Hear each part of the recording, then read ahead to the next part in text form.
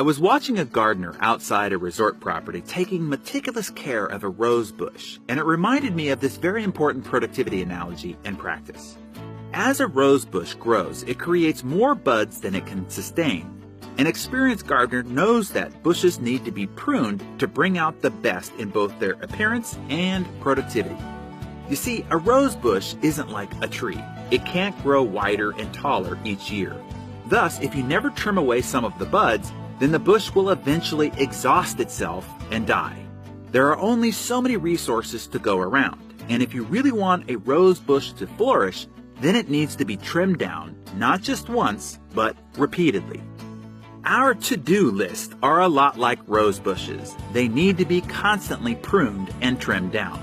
And just like a rose bush, pruning away ideas, projects, commitments, and priorities, even if they have potential, allows the remaining ideas to fully blossom. Also, like the rose bush, we face constraints in our lives. We have a limited amount of energy and capacity to apply each day. It is natural for new ideas and projects to come into our life, just like it's natural for a rose bush to add new buds. But we have to prune things away before we exhaust ourselves and undermine our productivity.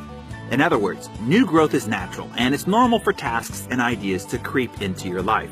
But full growth and optimal living requires pruning. Bottom line, if you want to reach your full potential, you have to continually prune your bush of ideas, tasks, projects, and commitments. A life left unpruned can become a twisted knot of ideas, tasks, and projects competing for your limited time and resources. If you don't prune some of the branches from your life, the important ones will never flourish.